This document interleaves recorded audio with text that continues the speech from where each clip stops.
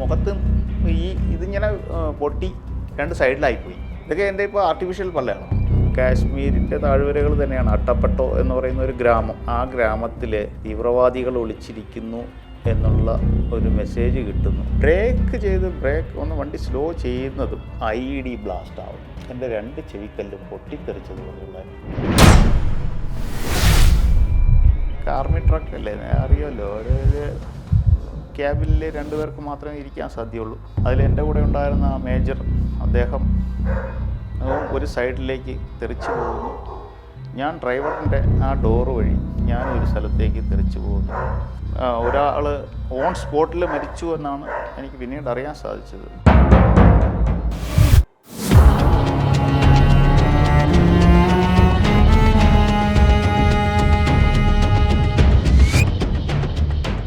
നമസ്കാരം, എൻ്റെ പേര് റിട്ടയർഡ് സുബേദാർ റെജിനോൾഡ് എന്നാണ്. ഞാൻ തിരുവനന്തപുരം ജില്ല നെയ്യാറ്റിൻകര താലൂക്കിനടുത്തുള്ള പ്രദേശത്ത് തവരവള എന്ന് പറയുന്ന സ്ഥലത്താണ് ഞാൻ ഇപ്പോൾ താമസിക്കുന്നത്. ഞാൻ 1994 ഏപ്രിലിൽ ഇന്ത്യൻ ആർമിയിൽ ജോയിൻ ചെയ്തു. അന്ന് എനിക്ക് 17 വയസ്സേ ഉള്ളൂ. പിന്നെ ഞങ്ങൾ ട്രെയിനിങ് ഒരു പ്രത്യേക ഒരു സംഭവമാണ് ആർമിയിലുള്ള ട്രെയിനിങ് എന്ന് പറയുമ്പോൾ. അന്ന് പഴയ കാലത്ത് ഒത്തിരി പ്രശ്നങ്ങളുടെ, അതായത് ബുദ്ധിമുട്ടുകളുണ്ടായിരുന്നു. ആദ്യമായിട്ട് ഞാൻ ജോയിൻ ചെയ്യുന്നത് ജമ്മു കാശ്മീരിലാണ്, ഉധംപൂർ എന്ന് പറയുന്ന സ്ഥലത്ത്. അവിടെ എൻ്റെ ട്രെയിനിങ് പീരീഡ് തന്നെയായിരുന്നു. കാരണം എന്ന് പറഞ്ഞാൽ ആദ്യത്തെ യൂണിറ്റ് എന്ന് പറയുമ്പോൾ അത് അവിടെ മിക്കവാറും നമ്മൾ ഒരു ട്രെയിനിയെ പോലെ തന്നെയാണ്. 2001 ഒക്ടോബർ 25 ഒരു വലിയൊരു സംഭവം എൻ്റെ ജീവിതത്തിലുണ്ടായി. RR ബറ്റാലിയൻ എന്ന് പറയും, ഇന്ത്യൻ ആർമിയിലെ, അതായത് തീവ്രവാദികളെയും ഇങ്ങനെയുള്ളവരെയൊക്കെ നിയന്ത്രിക്കാൻ വേണ്ടിയിട്ട് ആർമിയിൽ രൂപം കൊണ്ടിട്ടുള്ള ഒരു ഫോഴ്സാണ് RR ബറ്റാലിയൻ, രാഷ്ട്രീയ റൈഫിൾ എന്ന് പറയും. ഞങ്ങൾക്ക് അവിടെ മിക്കവാറും തീവ്രവാദികളെ നിയന്ത്രിക്കുക, പിടിച്ചുകൊണ്ട് വരിക, ഇതൊക്കെ ഞങ്ങളുടെ ജോലിയുടെ ഭാഗമായിരുന്നു. പെട്ടെന്ന് ഒരു മെസ്സേജ് കിട്ടുകയാണ്, ഇന്നടുത്ത് നിങ്ങൾക്ക് തീവ്രവാദികൾ ഉണ്ട് എന്നൊരു മെസ്സേജ് കിട്ടിക്കഴിഞ്ഞാൽ ഞങ്ങൾ അപ്പോൾ തന്നെ അവിടെ പോവുകയും കീഴ്പ്പെടുത്തി അവരുടെ കയ്യിലുള്ള വ്യാജമായ റൈഫിൾസുകളും കാര്യങ്ങളെല്ലാം പിടിച്ചെടുക്കുക എന്നുള്ളതാണ് നമ്മുടെ ദൗത്യം. അങ്ങനെ ഈ ഒക്ടോബർ 25 മോർണിംഗ്, അന്ന് ദിവസം എന്ന് പറയുന്നത് ദുർഗാപൂജ ദിവസമാണ്. അപ്പോൾ അന്ന് ഞങ്ങൾക്കും ഇങ്ങനെ ഒരു നിർദ്ദേശം ഉണ്ടായിരുന്നു, ദുർഗാപൂജ ആഘോഷിക്കണം. ഫുഡ് കഴിഞ്ഞ് റെസ്റ്റ് ചെയ്യുന്ന സമയത്താണ് പെട്ടെന്നൊരു മെസ്സേജ് വരുന്നു. അവിടെ ഈ കാശ്മീരിൻ്റെ താഴ്വരകൾ തന്നെയാണ് അട്ടപ്പട്ടോ എന്ന് പറയുന്ന ഒരു ഗ്രാമം. ആ ഗ്രാമത്തിൽ തീവ്രവാദികൾ ഒളിച്ചിരിക്കുന്നു എന്നുള്ള ഒരു മെസ്സേജ് കിട്ടുന്നു.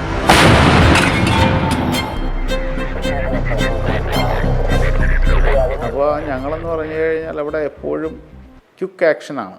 എന്ത് നിർദ്ദേശം കിട്ടിയിരുന്നാലും അവിടെ എപ്പോഴും നമ്മുടെ കൈവശം റൈഫിൾ, ആംമുനേഷൻ, പിന്നെ ഞങ്ങൾ യുദ്ധസാമഗ്രികൾ എല്ലാം, ബുള്ളറ്റ് പ്രൂഫ് എല്ലാം ഞങ്ങൾ എപ്പോഴും ഞങ്ങളുടെ കയ്യിൽ വശം വെച്ചിട്ടാണ് നമ്മൾ ഉറങ്ങുന്നത്. ഈ നിർദ്ദേശം കിട്ടിയ ഉടൻ തന്നെ ഞങ്ങൾ അവിടുന്ന് സംഭവ സ്ഥലത്തേക്ക് പോവുക. അപ്പോൾ ഞാനായിരുന്നു ആ വണ്ടിയിലെ ഡ്രൈവിങ്.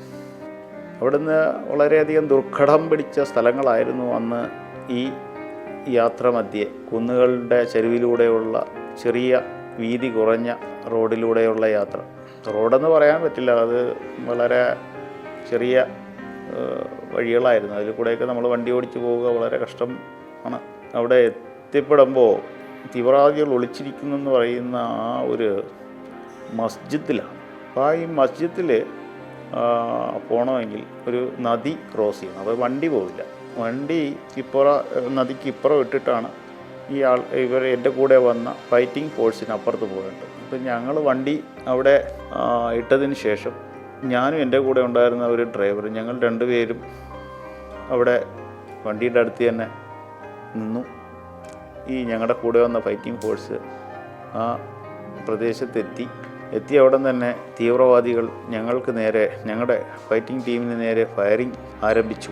ആ ഫയറിങ്ങിൻ്റെ ചില ഗോലികൾ എൻ്റെ വണ്ടിയിലും വന്ന് തെറിക്കുന്നുണ്ടായിരുന്നു. ഞങ്ങളൊക്കെ എന്ന് പറഞ്ഞാൽ വണ്ടിയിലിരിക്കാറില്ല. സാധാരണ ഇങ്ങനെ ഉള്ള സന്ദർഭങ്ങളിൽ ഞങ്ങൾ വണ്ടിയിൽ നിന്നും ഏകദേശം ഒരു 50 മീറ്റർ മാറി, കാരണം ഇവർക്ക് ചിലപ്പോൾ വണ്ടിയെ തന്നെ നശിപ്പിക്കാനുള്ള ലക്ഷ്യമുണ്ട് എങ്കിൽ നമുക്ക് ജീവന് ഭീഷണി ഉണ്ടാവും. അതുകൊണ്ട് ഞങ്ങൾ ഏതെങ്കിലും പാറയുടെ മറവിലോ അല്ലെങ്കിൽ ചെറിയ കുഴികളിലോ മരത്തിൻ്റെ മറവിലോ ഒക്കെയാണ് ഞങ്ങൾ സാധാരണ ഇരിക്കാറുള്ളത്. അപ്പം അങ്ങനെ മാറി ഒരു കുഴിയിൽ ഇങ്ങനെ ഇരിക്കുമ്പോൾ വണ്ടിയിൽ ഫയറിങ് ഉണ്ടാകുന്നത് നമുക്ക് നന്നായിട്ട് കാണാൻ സാധിക്കും. ഫൈറ്റിംഗ് ഫോഴ്സും തിരിച്ചു ഫയർ ചെയ്തു. മണിക്കൂറുകളോളം ഉണ്ടായിരുന്ന ഫയറിങ്ങിന് ശേഷം മസ്ജിദ്, അതായത് ആ ആരാധന പള്ളി, അതിനെ നമുക്ക് നശിപ്പിക്കേണ്ടി വന്നു. കാരണം അതിനകത്തുനിന്നായിരുന്നു ഫയറിങ്. അപ്പോൾ ഈ മസ്ജിദ് തകരുന്നതിനോടൊപ്പം തന്നെ ഈ തീവ്രവാദികൾ അവിടെ നിന്ന് ഒളിച്ച് അവിടെ നിന്ന് അവർ പോയി കഴിഞ്ഞു. പോയതിന് ശേഷം പിന്നെ അപ്പോഴത്തേക്ക് സന്ധ്യയായി. ഞങ്ങൾക്ക് തിരിച്ചു വരാനുള്ള നിർദ്ദേശം ലഭിച്ചു. ഈ അവരുടെ വെപ്പൺസ്, ചില റൗണ്ട്സുകൾ, ഗ്രനേഡ്സ്, ഇങ്ങനെയുള്ള സാധനങ്ങളെല്ലാം എടുത്ത് ഞങ്ങൾ അവിടെ നിന്ന് തിരിച്ചവരെൻ്റെ വണ്ടിയിലേക്ക് വന്നു. സാധാരണ പോകുന്ന വഴിയല്ല തിരിച്ചു പോകാറുള്ളത്. കാരണം അത് അങ്ങനെയാണ്.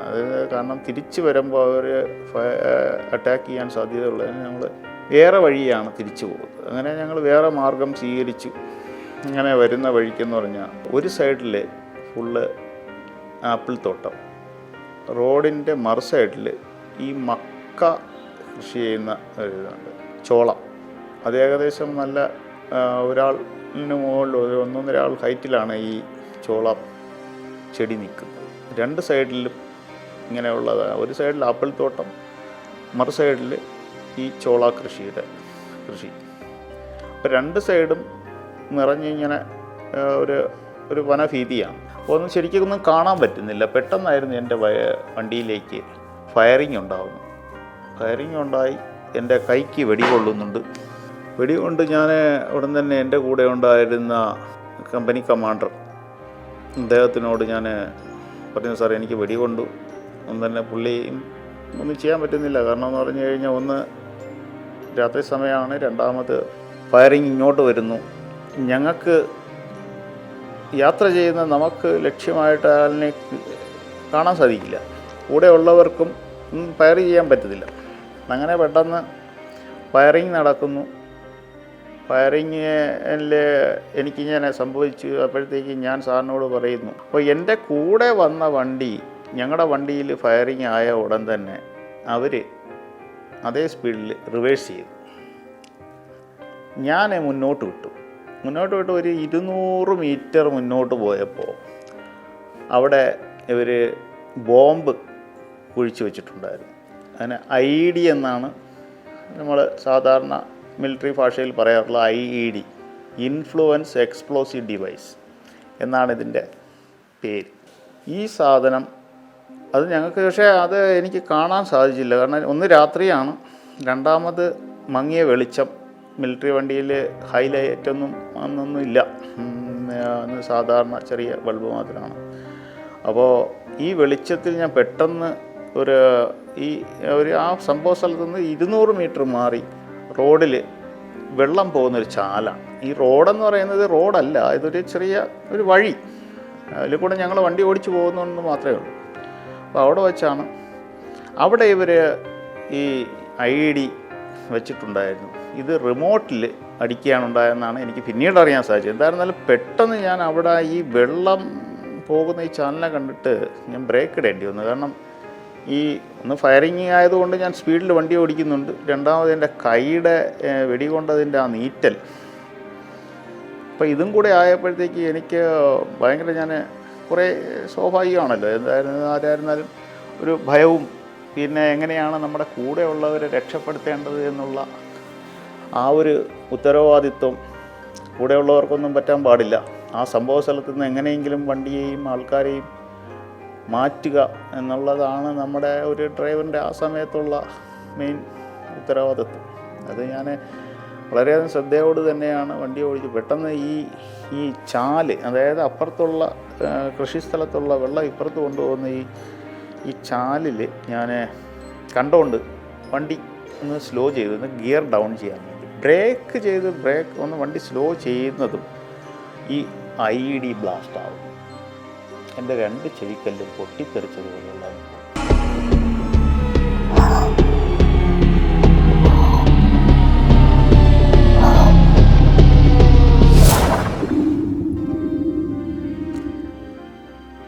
പെട്ടെന്ന് തന്നെ ഇത് സംഭവിച്ച് ഇത് പൊട്ടിത്തെറിക്കുന്നു. അതിനോടൊപ്പം തന്നെ ഞാൻ ഈ വണ്ടി അങ്ങ് പൊട്ടുക. വേറെ എനിക്കൊന്നും അറിയില്ല. ഇത് ഞങ്ങൾ 2 സൈഡിൽ, ഞാൻ എൻ്റെ കൂടെ എൻ്റെ ലെഫ്റ്റ് സൈഡിൽ ട്രക്ക്, ആർമി ട്രക്ക് അല്ലേ, അറിയാമല്ലോ, ഒരു ക്യാബിനിൽ 2 പേർക്ക് മാത്രമേ ഇരിക്കാൻ സാധ്യമുള്ളൂ.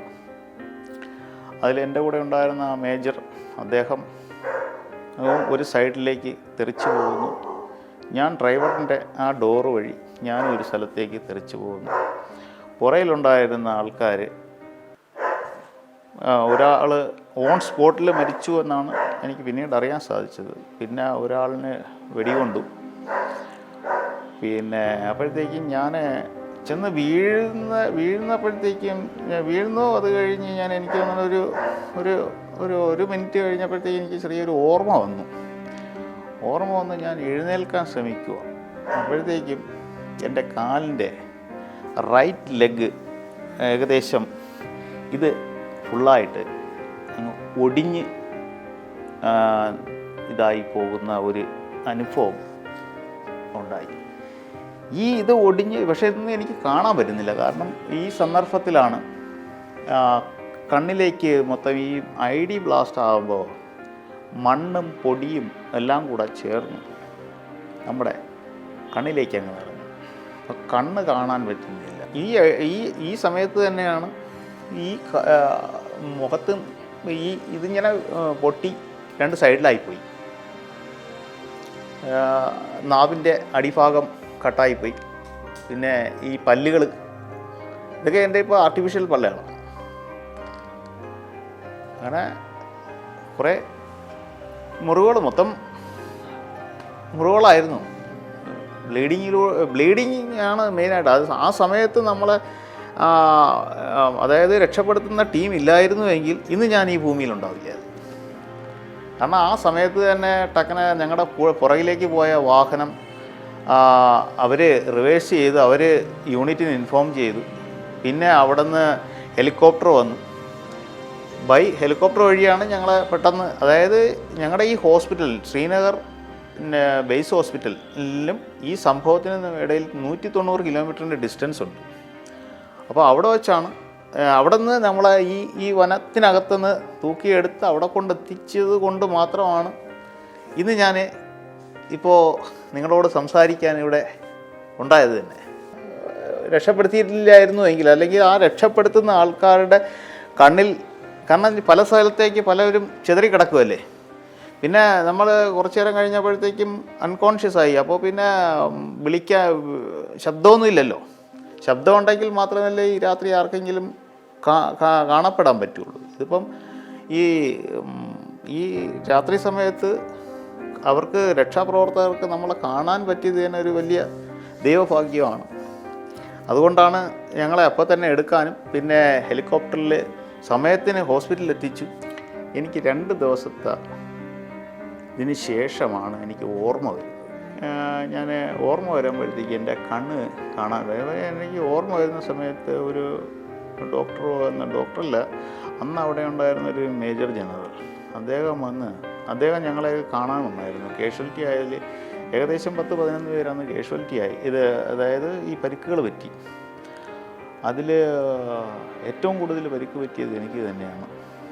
പിന്നെ മരിച്ചുപോയ ആൾ, പിന്നെ ഇനി എല്ലാവരെയും കാണാൻ വേണ്ടി അദ്ദേഹം അവിടെ വന്നപ്പോഴത്തേക്കുമാണ് എന്നെ വിളിക്കാൻ ശ്രമിക്കുന്നത്. അദ്ദേഹം വന്നു, ഇതേപോലെ സാബു വന്ന് നിൽക്കുന്നു, റിജിനോൾഡ് എഴുന്നേൽക്കൂ എന്ന് ഹിന്ദിയിൽ ഒടിജാവോ ആപ്പോ കുച്ചിനെ ഹുവ എന്ന് പറഞ്ഞു കഴിഞ്ഞാൽ, നിങ്ങൾക്കൊന്നും കുഴപ്പമൊന്നുമില്ല, നിങ്ങൾ എഴുന്നേൽക്കുമോ എന്ന് ഇങ്ങനെ ആരോ വന്ന് വിളിക്കുന്ന ശബ്ദം കേട്ടു. അപ്പോൾ എനിക്ക് ഞാൻ അന്ന് വിളിച്ച് കേട്ടത് എനിക്ക് ഓർമ്മയുണ്ട്. പക്ഷേ എനിക്ക് കാണാൻ സാധിക്കുന്നില്ല. കണ്ണ് കാണാൻ പറ്റാത്തത് കൊണ്ട് ഞാൻ സാറിനോട് പറയുകയാണ്, സാർ എനിക്ക് കണ്ണ് കാണാൻ സാധിക്കുന്നില്ല എന്ന് പറയുമ്പോഴാണ് അവർക്ക് മനസ്സിലാകുന്നത് എൻ്റെ കണ്ണിനകത്ത് പ്രോബ്ലമുണ്ട്. പിന്നെ കണ്ണിൻ്റെ ട്രീറ്റ്മെൻറ്റായി. പിന്നെ അതിനോടനുബന്ധിച്ചാണ് പിന്നെ എൻ്റെ ഈ റൈറ്റ് ലെഗ് കംപ്ലീറ്റ് ആയിട്ടും ഒടിഞ്ഞു നാമാവിശേഷമായി. കാരണം എന്ന് പറഞ്ഞു കഴിഞ്ഞാൽ പല പല പീസുകളായിപ്പോയി. പിന്നെ എനിക്ക് ഒരു പ്രൗഡെന്ന് പറയുന്നത് ഇന്ത്യൻ ആർമിയുടെ സർജറി വളരെയധികം നല്ലതാണെന്നുള്ളൊരു ഉത്തമ ഉദാഹരണം എൻ്റെ അനുഭവത്തിൽ നിന്ന് തന്നെയാണ്. കാരണം എൻ്റെ ഈ കാല് വേറെ ഏതെങ്കിലും പ്രൈവറ്റ് ഹോസ്പിറ്റലിലോ എവിടെയാണെങ്കിൽ അന്നത്തെ സാഹചര്യം അനുസരിച്ച് അതിനെ കമ്മ്യൂട്ട് ചെയ്ത് കളയാറ്, അത് മുറിച്ച് കളയായിരുന്നു. കാരണം അന്ന് ആ ലഫ്റ്റനൻറ്റ് ജനറൽ മേജർ ജനറൽ അവിടെ നിന്ന് പറയുന്നത് എനിക്ക് കേൾക്കാൻ സാധിക്കുന്നുണ്ടായിരുന്നു. അദ്ദേഹം പറഞ്ഞതെന്ന് പറഞ്ഞാൽ, ഈ ചെറുപ്പക്കാരൻ്റെ അന്ന് എനിക്ക് വയസ്സെന്ന് പറയുന്നത് 23 വയസ്സേ ഉള്ളൂ. അപ്പോൾ ഇദ്ദേഹത്തിൻ്റെ ഈ ചെറുപ്പക്കാരൻ്റെ കാലിനെ എങ്ങനെയെങ്കിലും രക്ഷപ്പെടുത്തി എടുക്കാൻ പറ്റുമെങ്കിൽ അത് ചെയ്യണം എന്ന് ഡോക്ടറിനോട് നിർദ്ദേശിക്കുന്നത് ഞാൻ കിടന്നുകൊണ്ട് കേൾക്കുന്നു. ഈ ബച്ചേക്ക പാവ് കോ കിസി തരഫ് ബച്ചാ സക്താ ഹെ തോ ബച്ചാ ദേന. ഒരുപാട് കാലത്തെ ട്രീറ്റ്മെൻറ്റ് എനിക്ക് എടുക്കേണ്ടി വന്നു. ഏകദേശം 4 വർഷത്തോളം എനിക്ക് ഈ ട്രീറ്റ്മെൻറ്റ് ചെയ്തു. അതിനോടൊപ്പം തന്നെ എൻ്റെ കാലിൽ പിന്നെ ഇൻഫെക്ഷനായി. ഏകദേശം 2-3 വർഷം ഇതിനകത്തുനിന്ന് അങ്ങനെ പഴുപ്പ് പുറത്ത് വന്നുകൊണ്ടിരുന്നു. എന്തായിരുന്നാലും ഈശ്വരൻ്റെ വളരെയധികം കടാക്ഷം, ആ അനുഗ്രഹം അല്ലെങ്കിൽ ആ കരുതൽ കൂടെ ഉണ്ടായിരുന്നതിനാലും ഈ നല്ല ട്രീറ്റ്മെൻറ്റും എനിക്ക് തിരിച്ച് പഴയ അവസ്ഥയിൽ വരാൻ സാധിച്ചു. പിന്നെ അതിനുശേഷം ഞാൻ കരാട്ടെ എടുത്തു. കരാട്ടയിൽ ബ്രൗൺ ബെൽറ്റ് വരെ എടുത്തു. അതൊക്കെ എനിക്കൊരു വളരെയധികം ഇതിന് ശേഷമാണ് അതൊക്കെ ചെയ്യാൻ സാധിച്ചു. പിന്നെ ഞാൻ തുടർന്ന് പിന്നെ ബാംഗ്ലൂരിലായിരുന്നു സർവീസ് ചെയ്തത്.